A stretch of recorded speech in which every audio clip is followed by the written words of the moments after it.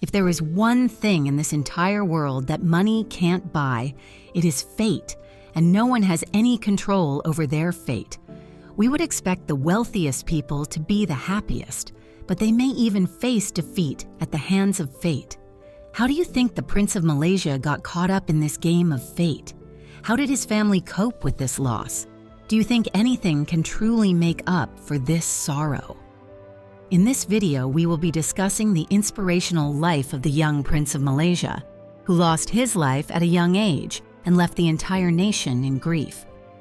Tunku Abdul Jalil Iskandar, Ibni Sultan Ibrahim, was the fourth son of the current King of Malaysia and Sultan of Johor, Sultan Ibrahim, one of the wealthiest men in Malaysia.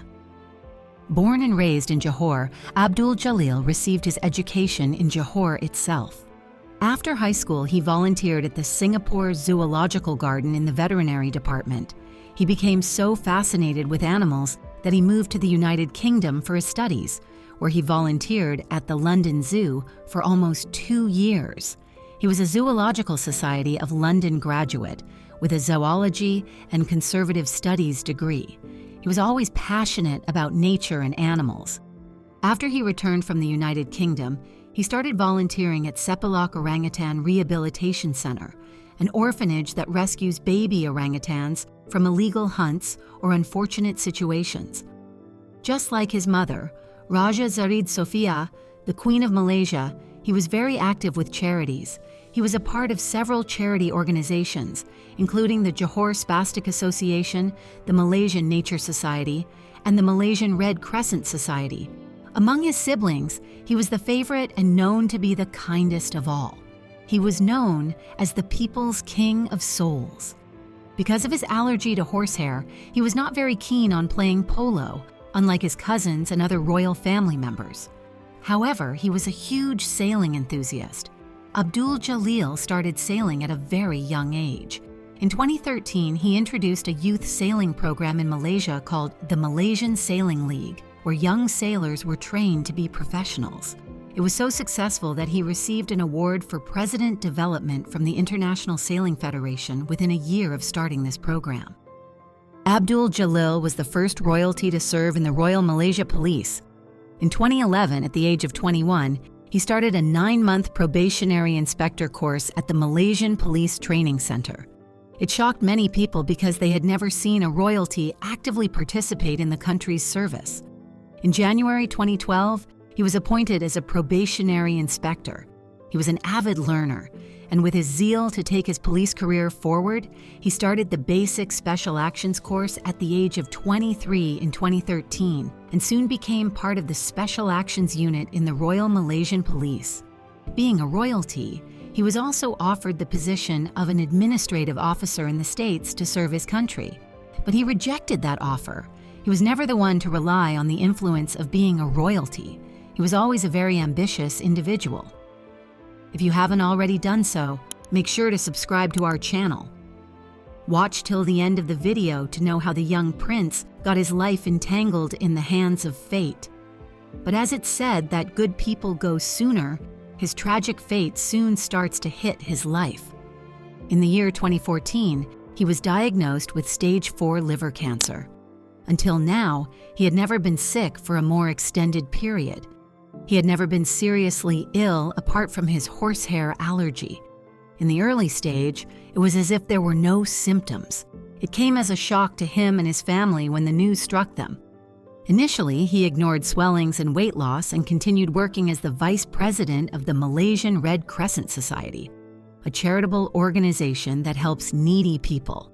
However, as his symptoms became more and more prominent, it became difficult for him to lead an everyday life. When he was diagnosed, Malaysia was going through the worst flooding in Malaysian history. Heavy rains had caused heavy floods, ruining thousands of homes, and with him being the vice president, the Malaysian Red Crescent Society saved hundreds of people.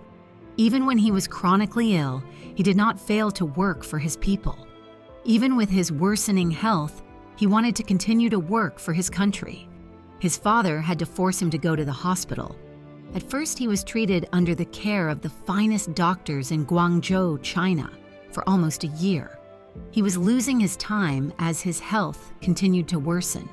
He underwent a liver transplant by the best doctors in Guangzhou, China. After the surgery, it felt as if they could finally hope for his health. However, their happiness only lasted for a few months. At that point, he knew that he was bound to lose his life, but he never for once acted gloomy. In fact, even during his last months, he lived with all of his energy. Several videos of him laughing and pranking the doctors and nurses went viral. He was also seen singing and visiting other cancer patients in the hospital. After constantly fighting with death, he lost his life in December 2015. His death shook the entire nation. Thousands of people were present in the royal palace to mourn the young prince. His coffin was adorned with his police cap and a sword to honor his service to his people. After his final rites, he was buried at the Mahmudia Royal Mausoleum. It is so inspiring that he didn't let go of his cheerfulness even when he was fighting between life and death. He never lost his charm and will to improve this world. Even in the hospital, he listened to people's life stories. From there, he found his new goal, to help cancer patients. He met other cancer patients and tried his very best to help them. He then persuaded his family to help him start a help center for cancer patients. He finally succeeded in that. But it's heartbreaking that he couldn't see his dreams being established. Soon, the Tunku Laksamana Johor Cancer Foundation was finally established. But it was heartbreaking that Abdul Jalil couldn't live long enough to see his dream in action. His parents fulfilled the promise that they made to him, and to date, they continue to help cancer patients. The center works on the motto of Fight Like Jalil, and they've managed to help almost 7,000 cancer patients in Malaysia every year. Nearly half of the cancer patients in Malaysia were dying without proper treatment, but thanks to his efforts, they now have a chance at life. Abdul Jalil may have lost his life early, but his dreams live on forever. He devoted his entire life to helping others, and even after his death, people were receiving help in his name. This was an honorable death, and he deserved nothing less after living a life with such kind morals. Our deepest condolences to the royal family who lost their son at such a young age. He lived a truly inspiring life. It's heartbreaking how powerless fate can make a person. Even now, the Cancer Center is helping hundreds of cancer patients. His legacy lives on, and his name continues to bring health and happiness to the people of Malaysia. He truly lived upon the title bestowed upon him, People's King of the Soul. Let us know your thoughts on this matter in the comment section below.